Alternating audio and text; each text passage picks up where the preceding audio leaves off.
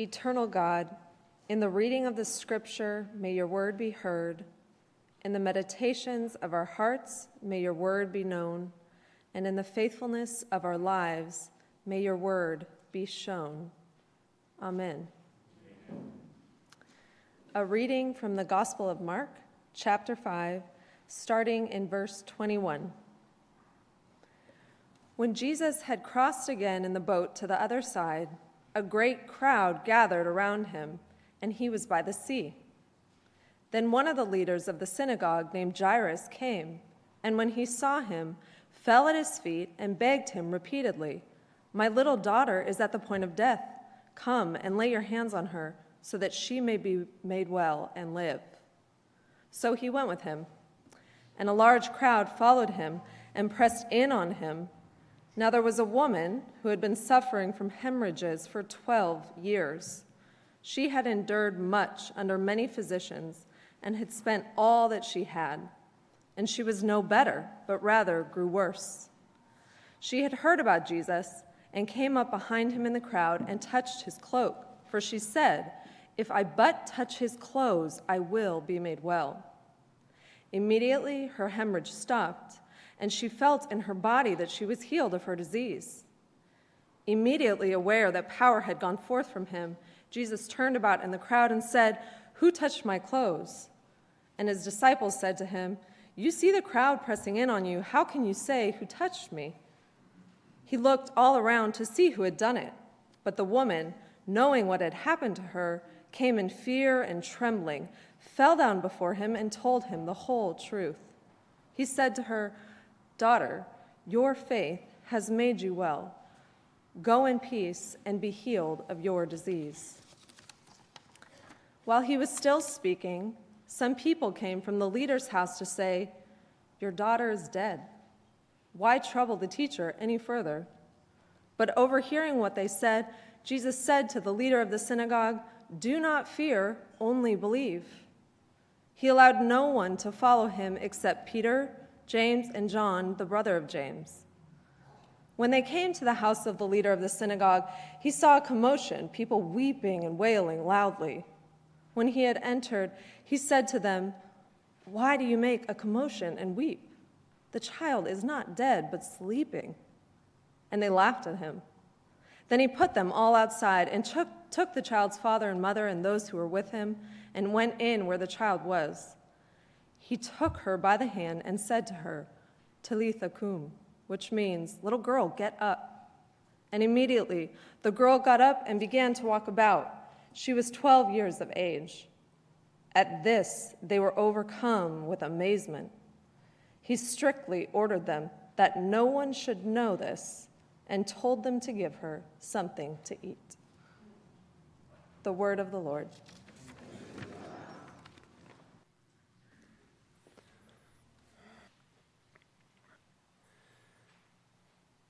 Two daughters of the people. One, like my own daughter Amaya, just 12 years old. The daughter of an authority in the town. The other, a woman bleeding incurably from her lifeless womb for 12 long years. And Jesus addresses her as daughter. The writer of this gospel story has presented these two lives as interwoven, telling us how one touched Jesus while he was on his way to touch the other, who dies so horrifyingly young. An eternity of suffering for one has been nowhere near enough time for the other. The number 12 in this story, I think, is not just a coincidence. By highlighting the 12 years of the sickness of the one and the 12 years of age of the other, the story emphasizes how together these daughters embody the needs of their people, who are known as 12 tribes. The 12 tribes of the family of Israel. These two daughters of the people then are not islands in a sea of nothingness. They're bodies in a fabric of bodies, an intricate web of relationships, daughters of a community. In their bodies and relationships, we're seeing the life and the death of their people. And if we pause to reflect on what the story tells us about each one of them, so much of their suffering is about how they're related to others and how those relationships are broken, how their suffering ripples out from their bodies to be felt by others. For all of his power in the town as the ruler of the town synagogue, Jairus is reduced to kneeling before Jesus and begging for his daughter's life. Her suffering is also his own. Who among us can imagine losing a daughter of 12 years of age? Right as she is beginning to grow into an adult, her life is cut off. A body that holds so much of the memory and the future of not only Jairus, but of the whole community. To lose her is for them to lose a part of themselves.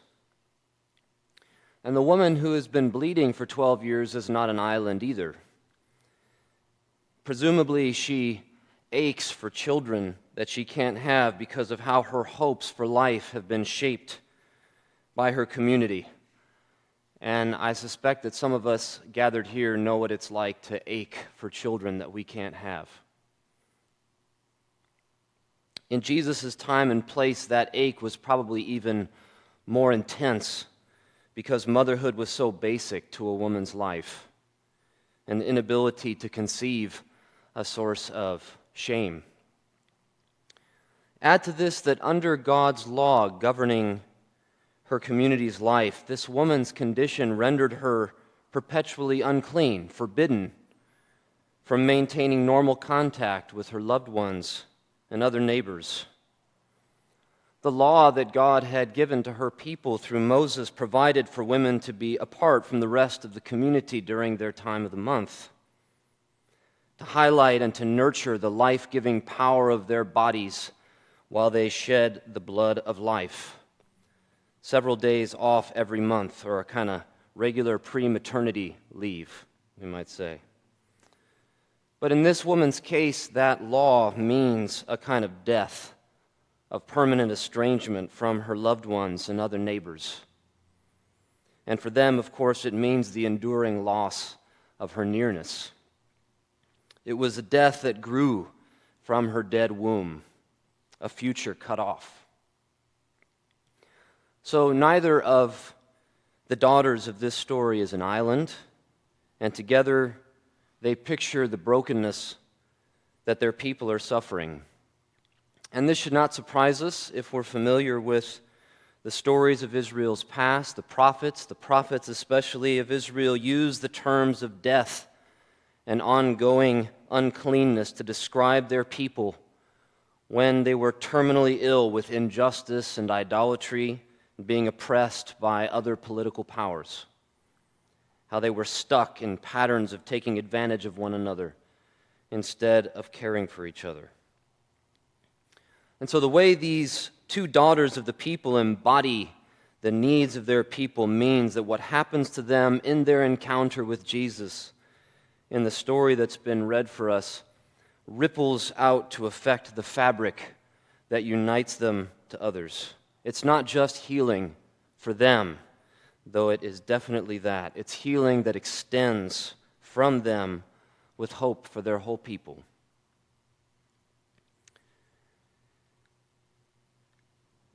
Now, I think a sermon on this passage today would be missing something important, would be more tone deaf than it may already be as the work of a male like me, if we did not pause to consider how the story relates to what's been taking place in our neck of the woods lately, as well as in places farther away.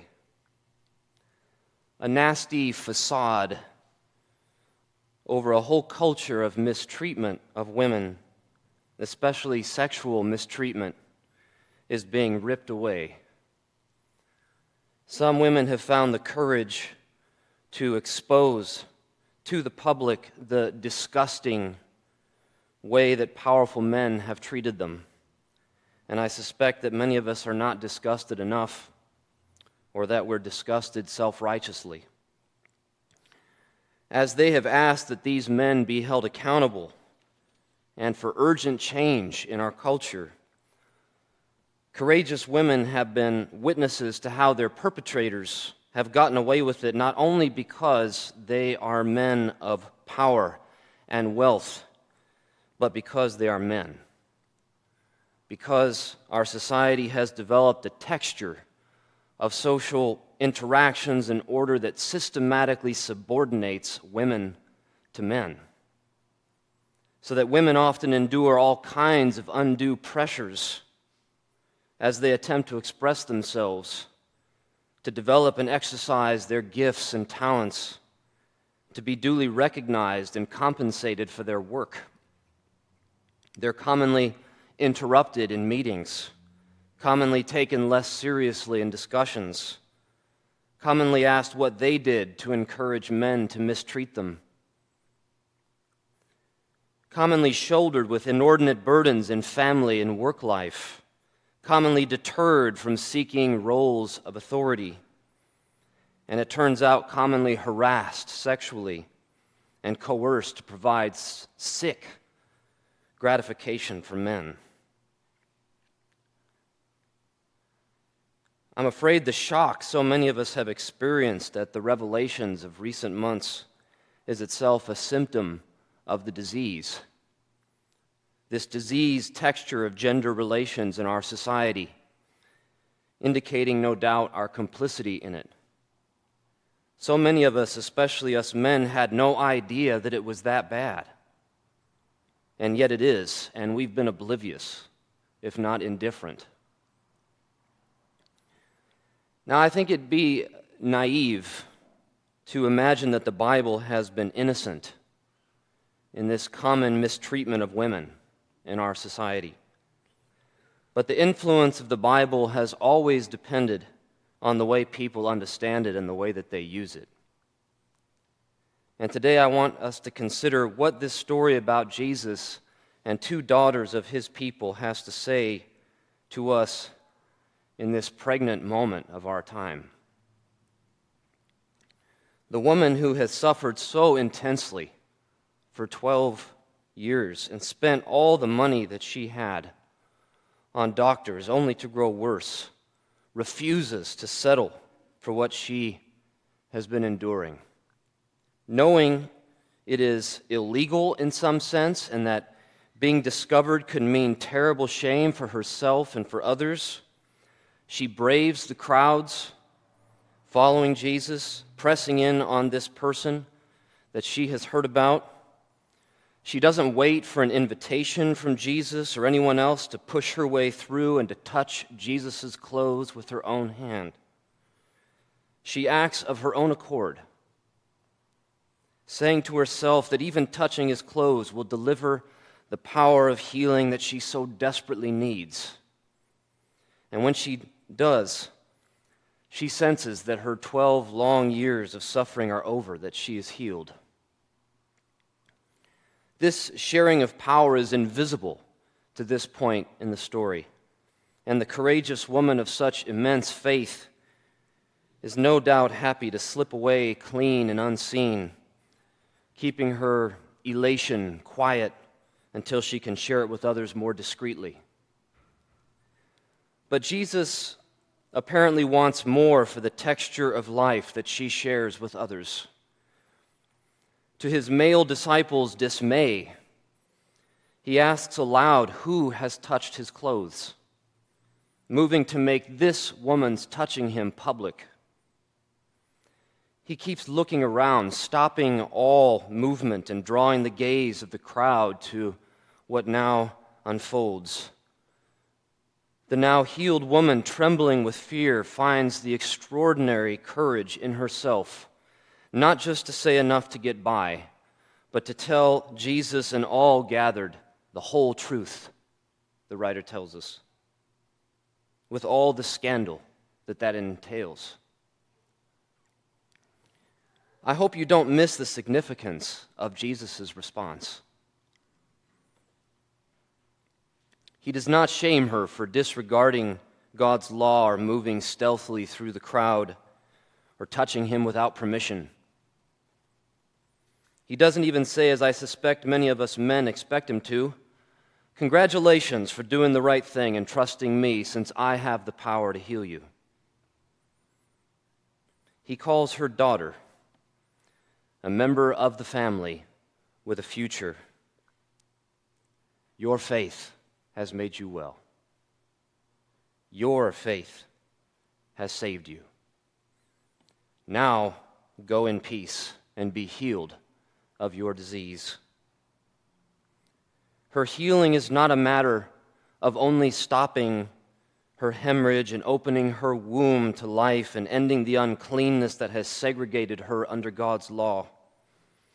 It's also a matter of space for her own voice, for her own visibility to her neighbors, as a daughter among them whose own faith has saved her. Her body had long shuddered with the groans of her people, and now, because of her faith, her touch, her voice, her body, the power of her healing is rippling through the whole texture of her community. Notice that her healing does not close with a wedding or a reunion with a husband or her conceiving and birthing children.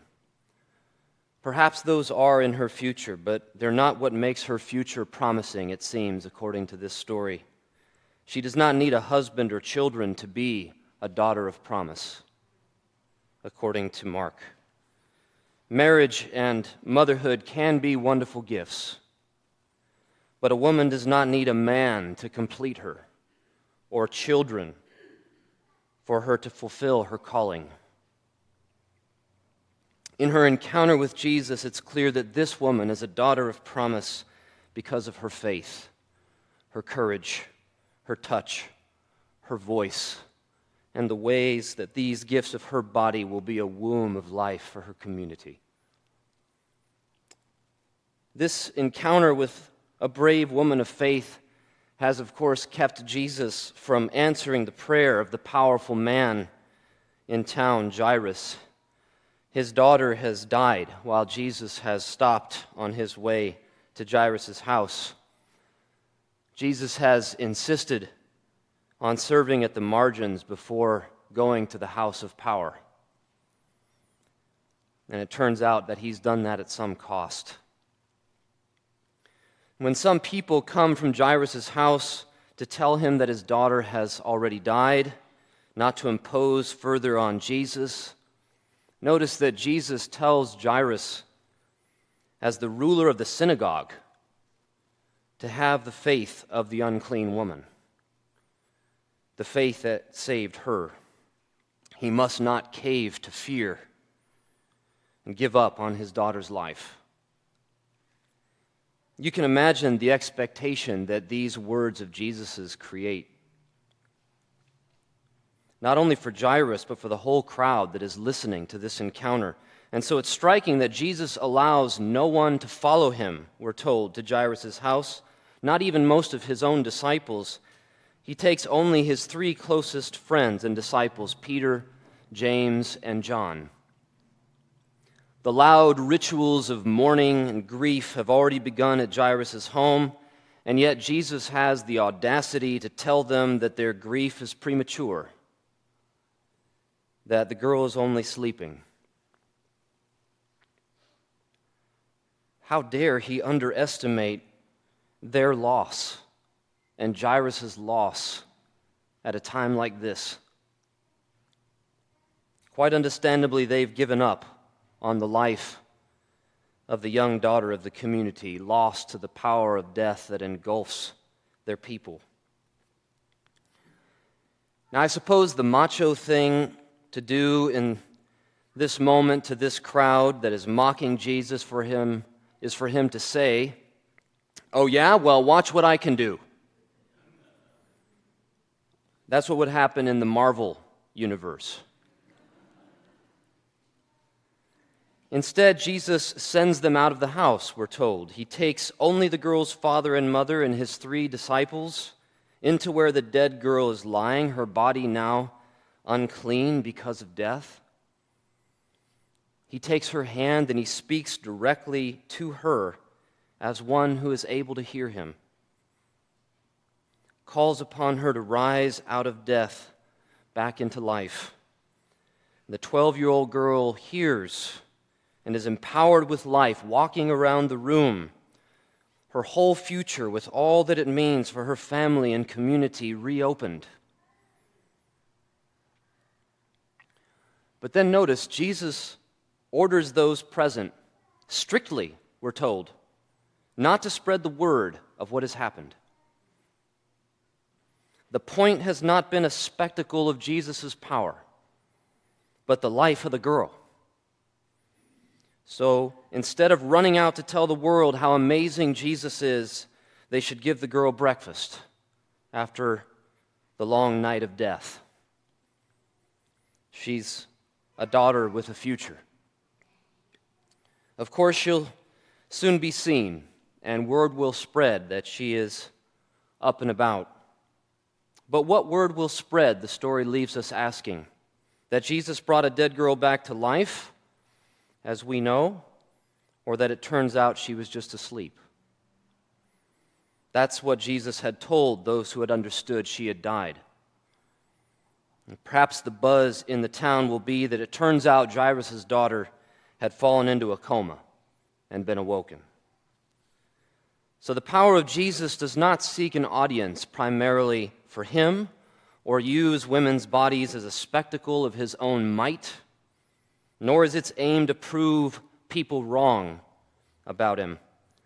The power of Jesus in this story is a matter of encounter with others so that they are filled with life, so that their own lives are able to flourish, to speak for themselves if they have been silenced, to move by their own strength if they have been thrown down. And as we move further into this time of awakening to women's dignity and gifts and power, and to the way we men have stifled them, whether by sick aggression or clumsy obliviousness, I hope we'll learn from Jesus, and especially from these 2 daughters of his people who have become mothers to us, to avoid making women's needs a spectacle or mere instrument for others' power, especially for men's power. And may we learn, too, the urgency of space for women and girls to speak for themselves, and so to influence others, both women and men, according to the power of their own voices, touch, and the other gifts of their bodies, instead of being spoken by others, and instead of always letting others to interpret the power of their bodies for them. The result, I think, will not be only more life for them. It will be more life for all of us. Amen.